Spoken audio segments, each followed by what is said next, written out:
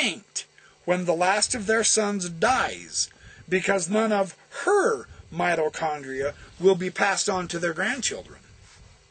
Instead, their grandchildren will inherit their mitochondrial DNA from the Meldrum daughters-in-law.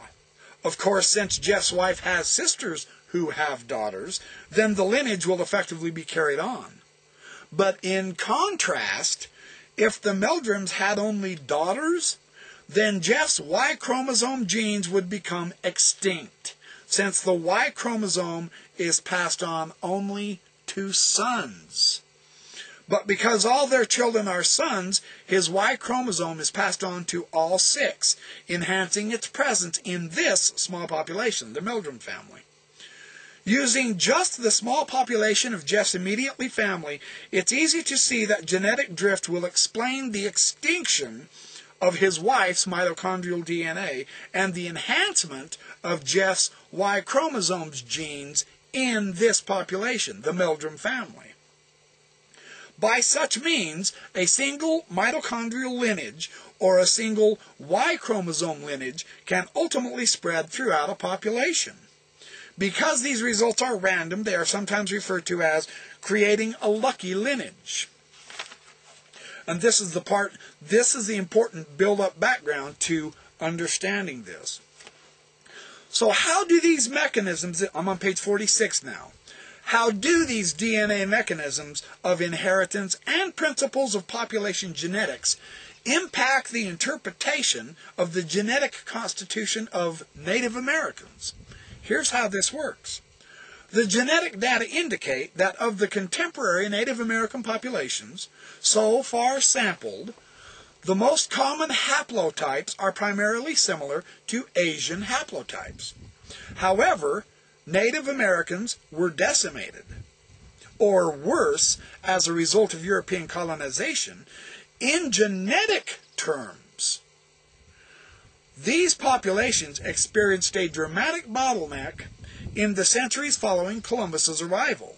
The Americas in 1500 had an estimated 80 million inhabitants. 150 years later, there were only 10 million.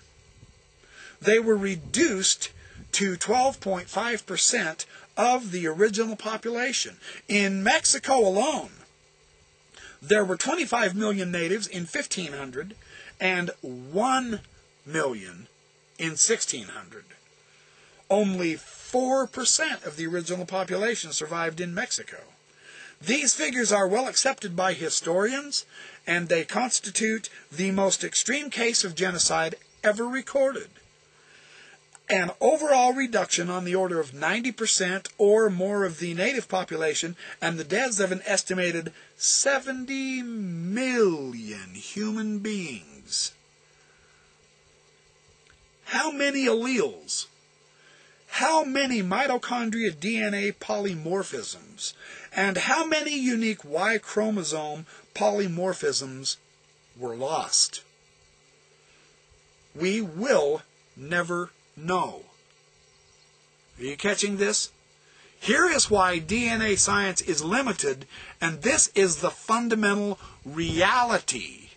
If you don't understand this, you're dealing with tissues of fantasy by saying DNA can prove anything about the Book of Mormon populations and survivors. We can state with confidence that not all the genotypes in a heterogeneous population made it through that critical bottleneck. The only question is we don't know which ones did. As a result,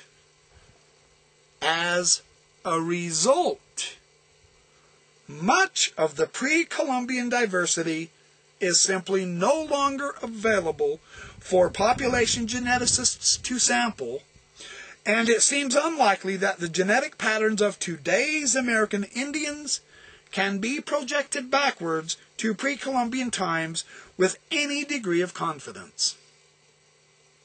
That's why DNA science will never be able to prove the Book of Mormon false. It is incapable of testing the actual genetic diversity in pre-Columbian America because it's simply gone. history shows us where it went. Almost total genocide. If you don't understand these points of DNA science, yes, it has some wonderful strengths. It has some fabulous capabilities.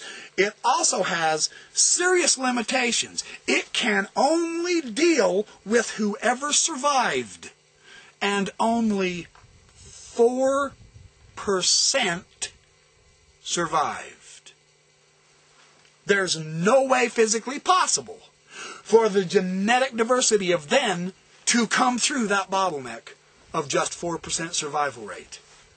That did not happen. Now do you understand the importance of these types of limitations with DNA? This is why I'm saying it's awesome when science can come up with some ideas on how to test different aspects of the Book of Mormon. But don't present to me the supposed fact that DNA proves the Lamanite didn't exist when history and the limitations of what DNA can do are clearly, obviously, never going to show us what was had back then. There's no proof of anything. It's going to end up being incompletely known at best. And that's just the nature of the reality. I can't help that. This isn't me talking. These are two scientists showing us that. Okay, here's another problem facing us with this DNA situation that we have to comprehend. On page 47, they're saying unique genes, chromosomes, and polymorphisms can be lost. In a situation in history, a group of Dominicans reported to Xeres, a minister of Charles I of Spain, in 1519. There were among the prisoners some women who had recently given birth.